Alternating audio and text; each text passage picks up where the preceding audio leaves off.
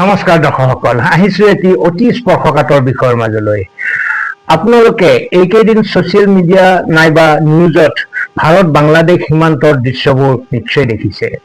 এনে কিছুমান দৃশ্য চকুৰ আগত ভাহি উঠিছে যিবোৰে প্ৰতিজন ভাৰতীয়ৰ তেজ উতলাই তুলিব পাৰে। সীমান্তত আমাৰ দেশক সুৰক্ষা দি থকা BSFৰ জোৱানসকলক এচাম উগ্ৰ লোকে কেনেকৈ দুৰ্ব্যৱহাৰ কৰিছে সেয়া আপোনালোকে দেখিছেনে?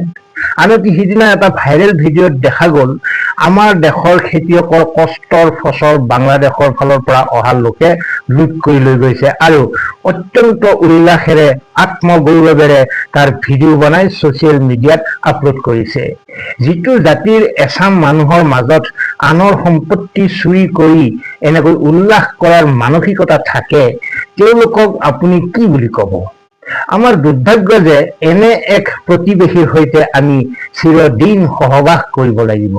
কিন্তু আটাইতকৈ ডাঙৰ প্ৰশ্নটো হ'ল, শেহতীয়াকৈ নতুন দিল্লীত দুয়োখন দেশৰ মাজত যি 57 সংখ্যক উচ্চস্তৰীয় সীমান্ত আলোচনা হৈ গ'ল, সেই আলোচনাই সীমান্তৰ এই ভয়ংকৰ দৃশ্যবোৰ সলনি কৰিব পাৰিবনে? নে এইবোৰ কেৱল কাগজে পত্ৰই সীমাবদ্ধ থাকিব?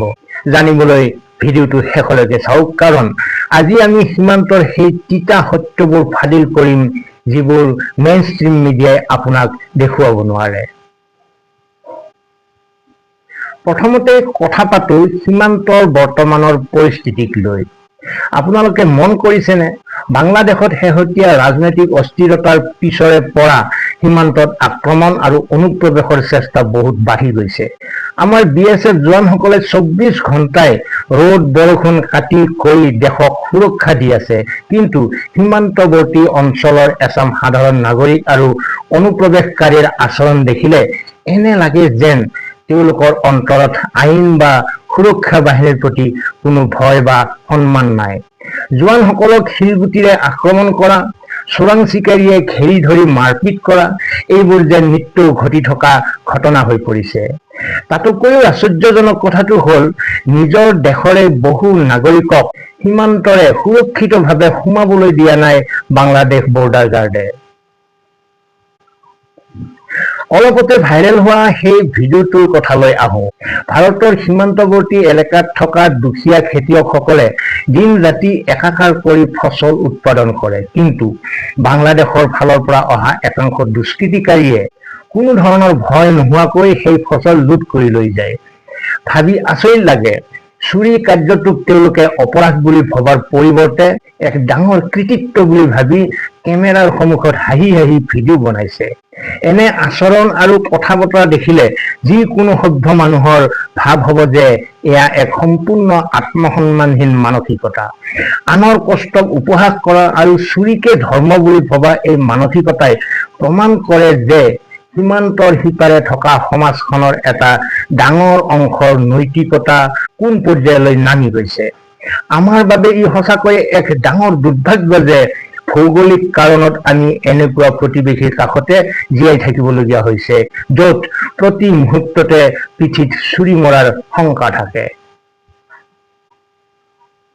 এতিয়া প্ৰশ্ন হয়, আমাৰ চৰকাৰে বা BSFে ইয়াৰ বিৰুদ্ধে কি ব্যৱস্থা গ্ৰহণ কৰিছে? এই উত্তেজনাময় পৰিস্থিতিৰ মাজত নতুন দিল্লীত অনুষ্ঠিত হৈ গ'ল ভাৰতৰ BSF আৰু বাংলাদেশৰ BGBৰ মাজত সঞ্চালক প্ৰধান পৰ্যায়ৰ 57 সংখ্যক গুৰুত্বপূৰ্ণ বৈঠক।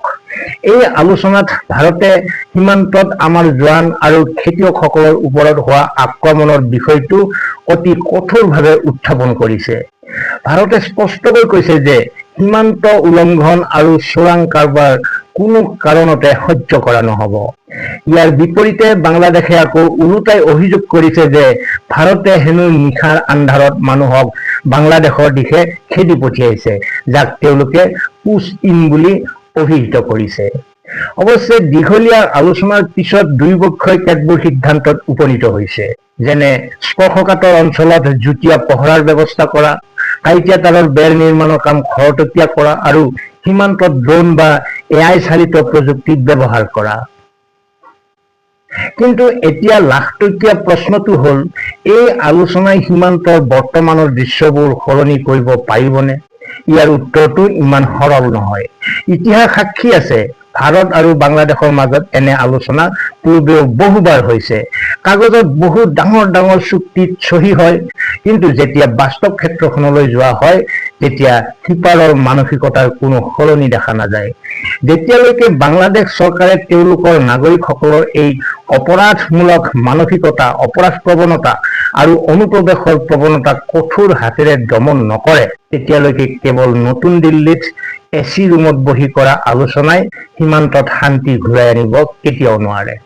ভাৰতে নিজৰ সুৰক্ষাৰ বাবে সীমান্তৰ বেৰাসমূহ 100% সম্পূৰ্ণ কৰিবই লাগিব আৰু জোৱানসকলক আক্ৰমণকাৰীৰ বিৰুদ্ধে থিতাতে কঠোৰ ব্যৱস্থা ল'বলৈ সম্পূৰ্ণ স্বাধীনতা প্ৰদান কৰিব লাগিব। কেৱল নন লিথেল বা কম মাৰাত্মক অস্ত্ৰ ব্যৱহাৰৰ নীতিৰে আমাৰ জোৱান আৰু কৃষকক সুৰক্ষা দিয়াটো অসম্ভৱ হৈ পৰিছে। শেষত ক'ব পাৰি যে আলোচনা দ্বিপাক্ষিক সম্পৰ্কৰ বাবে প্ৰয়োজনীয় হ'ব পাৰে, কিন্তু সীমান্তৰ সুৰক্ষা মৰম চেনেহে নহয়, কেৱল কঠোৰ শক্তিৰ প্ৰয়োগেহে সম্ভৱ। আমাৰ কৃষকৰ চকুলো আৰু জোৱানৰ তেজৰ বিনিময়ত কোনো কূটনৈতিক বন্ধুত্ব দীৰ্ঘস্থায়ী হ'ব নোৱাৰে। আপোনালোকে কি ভাবে? এই আলোচনাৰ পিছত সীমান্তত ভাৰতীয় কৃষক আৰু BSF জোৱানসকল সুৰক্ষিত হ'বনে? নে বাংলাদেশৰ সেই আক্ৰমণাত্মক আৰু আত্মসন্মানহীন আচৰণ চলিয়েই থাকিব?